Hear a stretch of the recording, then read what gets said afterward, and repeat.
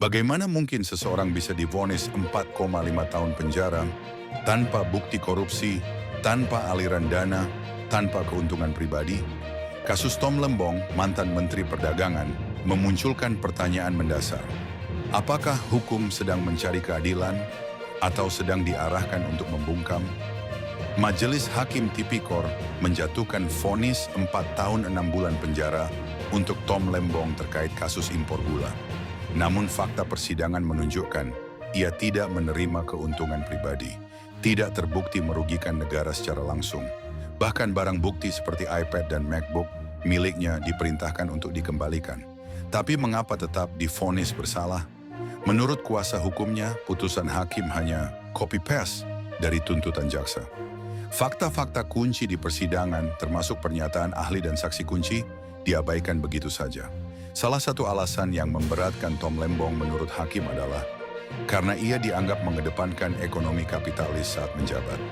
Benarkah kebijakan ekonomi kini bisa menjadi dasar pidana? Ini bukan delik pidana, tapi perbedaan ideologi.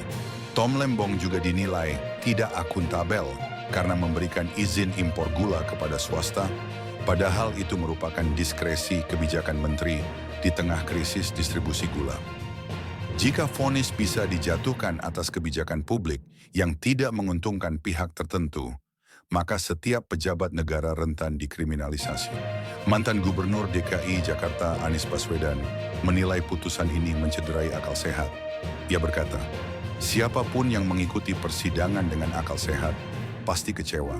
Anies bahkan menyebut runtuhnya kepercayaan pada hukum adalah tanda keruntuhan sebuah bangsa.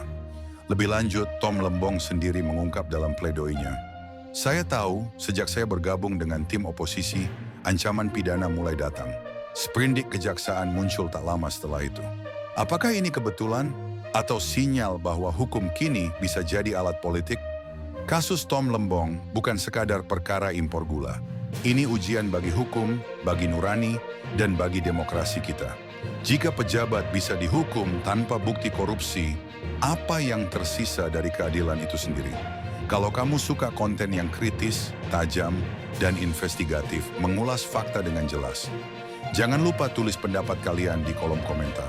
Kemudian like, share, dan subscribe sekarang juga sebagai bentuk dukungan kepada channel ini agar dapat terus tumbuh menyampaikan sikap kritis publik untuk Indonesia menjadi lebih baik. Terima kasih telah menyimak hingga akhir. Sampai jumpa di video berikutnya.